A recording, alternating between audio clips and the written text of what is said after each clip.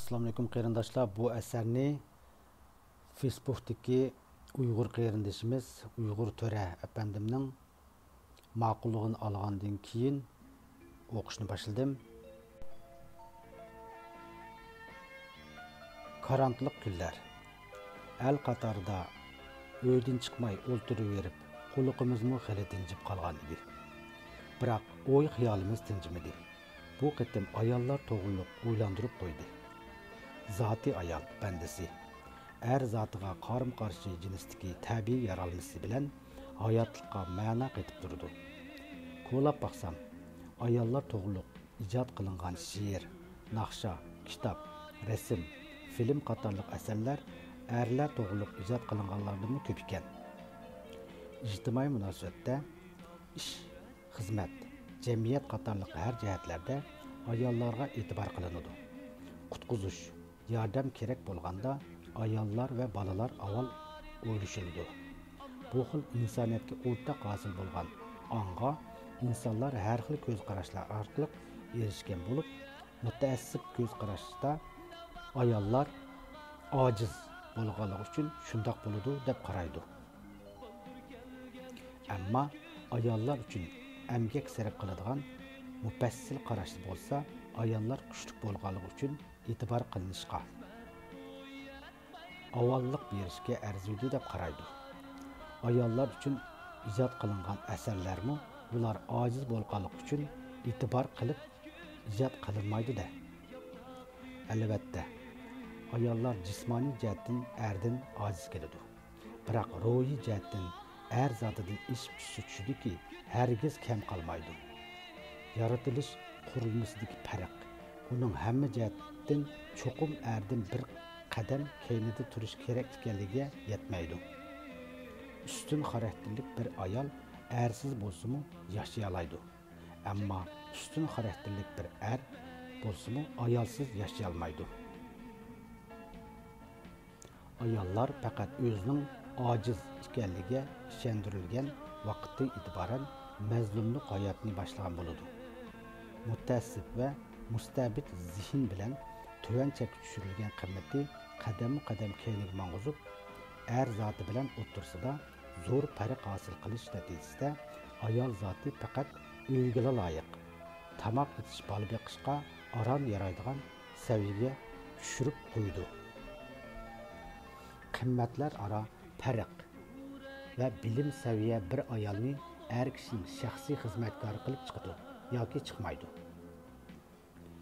Dünya qarshida humanitarlik, ya'ni inson qimmatiga qarshi tuvan bo'lgan va suiiste'mol qilingan diniy fikrlar bilan qimmat hosil qilgan subyektiv maqsadning yetmoqchi bo'lgan nishoni naq mushu bo'lib, ayol zoti bular uchun turab boqmasa bo'lmaydigan gul, fiziologik ehtiyojini qamdaydigan mashina, ichi siqilganda ko'ngil ochadigan o'yinchoq, yaxshi ma'noda bo'lsa bola ishlab chiqarish zavodi. Tuvan xarakterlik insonlarning nazariga normal qiyofatga bir ayol avrat bo'lib ko'rinadi. İnsoniy qalbning sirtiga chiqmagan, ammo benormal yoki e'tiqodiy jihatdan to'g'ri emas deb qaralgan qiyofatdagi bir ayolni ko'rgan kishi g'ayri tabiiy tuyg'uga yoki xiyolga kelgan bo'lsa, aybini ayoldan ko'rmay o'z iqtidordagi zaiflikni ko'rish kerak. Ishqi muhabbatning hech qanday qalbi yo'q, hech qanday qalbga silinmaydi. Shunglashqa qalblashgan tartibli bir oila barpo qilish uchun qalbsiz muhabbat bo'lish kerak bo'ladi. Ayol kishining chechi uzun, aqli qisqa. Ayol erning siziqidan chiqmasligi kerak. Mutaassib mingalarda mushqulluq yangining qirindisiga ishinib hozirgacha ko'tirib yurganlar bor. O'z oldiga keltiradigan dalillarmi tayyor. Ayollardan kashfiyotchi, olim, ulamo, siyosiy chiqmasmish. Ayollar har qancha podsho bo'lib ketsa-mu, yana baribir ayolmish, bir nimasi qolmish. Aqlida erlarga yetmasmish. Shunga hamma jihatda erning og'ziga qarish kerakmish. Bu fikrning oxiri mushundaq tushidi. Acaba kim o'ylab baxtdi? tabiiy qonuniyatni cho'qqisiga qo'yishning o'rniga ashundaq mashhur shaxslarni tug'ib tarbiyalab chiqqanlarning qandoq ayollar ekanligini izlab beqishni kim o'ylab baqdi? Bir ana bola tug'di, keyin u bola dunyoni boshqaradi. Bir bolaning aqli to'shqicha bo'lganligi umumiy yugutimning tangdan to'lisi oilaning, bo'libmi onasining qandoq ayol ekanligi bilan ayirib hisoblash mumkin emas. Üstün xarakterlik bir ananing ulug'vor g'oyalariga qarab, uningdan qandoqroq avlod chiqadiganligidan taxmin qilg'il bo'ladi.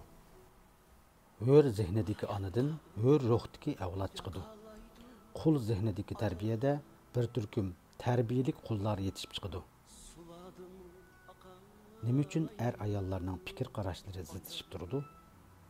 Qiz yigitlar yoki xotinlar jidalishib turadi. Erlar bek aqlliq, ayollar aqlsiz bo'lg'achqimi? Deganda bu nuqtani birli mazmunga yig'inchoqlash mumkin. Ayollarning dunyo qarashi, shaylar va hadislarga tutgan pozitsiyasi ko'pincha holda hissiyot bilan bo'ladi. Ya'ni ayollar erlar qaraganda texmi cho'nqur hissiy, xiyolga boy, tuyg'ucha muomala tutadi. Erlarning pozitsiyasi bo'lsa aksicha aql, mantiqa bilan bo'ladi. Erlar texmi realist, aqlli qaror va yakunlar bilan muomala tutadi. Hissiyot bilan aql bir-biri bilan kelisholmaydi. Hissiyot va aql bir-biriga zidlashishi natijasida musbat va manfiy qutblar ara chiqib kelib chiqadi. Aql bilan muomala qilayotgan erga hissiy inkas qaytargan ayol albatta aqlliq hisoblanmaydi-da. Ayol ijtimoiy munosabat, xotin turmush munosabati, qiz yigit munosabati yoki umuman insonlar bir-biri bilan munosabati qatorliqlar tankash mengish uchun oldi bilan inson o'zidagi aql bilan tuyg'uni tankash holatga elib mengishni o'rganish kerak. Bundaq bo'lganda zidlik azib o'zaro adil muomala natijasida tushunish hosil qilg'ili bo'ladi.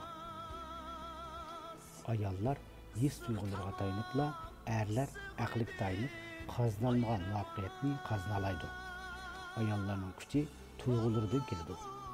Odatdagi oila ayolning kuchiga sal qarg'uvchilar pashtamal taqab, uy ishining hudisidan bir chiqib sinab baqquluq.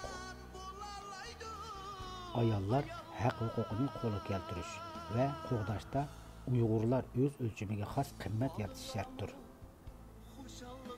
Uyg'urning dunyo qarashidagi ayollar bo'lgan ko'z qarashiga O'rta Sharq quldorlarining bir xil sistemlashgan o'lchami, g'arbcha uslubdagi ijtimoiy erkinlik o'lchami yoki ibtidoiy zihniyatga qaytayotgan uzoq sharqning o'lchami tushmaydi.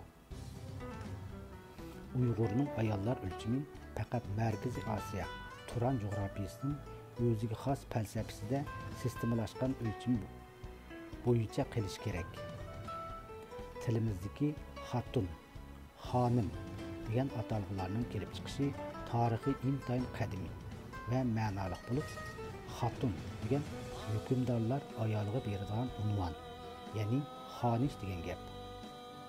Ayollarga xitob qilinadigan "Voy xon, xon qiz, xinim, xonim" degan atalg'ular bo'lsa, hukmdor unvoni bo'lgan xon darajasi bilan ayol zotini barobar ko'rganlik bo'ladi. Sifat keniga qo'shilgan m qo'shimchasi bilan Uyg'ur til oqimida ayollarning xon podsholarga tang qilgandek hurmat bilan xitob qilgan ma'no chiqadi. Ayollar yetaklanishga muhtoj, tarbiyalashga muhtoj emas, ilhom berishga muhtoj, aql berishga muhtoj emas, yordam qilishga muhtoj, ega bo'laverishga muhtoj emas, to'liqlanishga muhtoj, foydalanishga mahkum emas, xon bo'lishga loyiq, qul bo'lishga loyiq emas. Vatanda ozayotgan Uyg'urning nufusi chet elda ko'payotdi. Har bir qaysar ana jangchi, siyosun, injener, olim, o'lima tug'yotdi. Ayollarning xonlik martabasi puchak xarakterlar tarafidan nobud bo'lmasligi kerak. tügidi.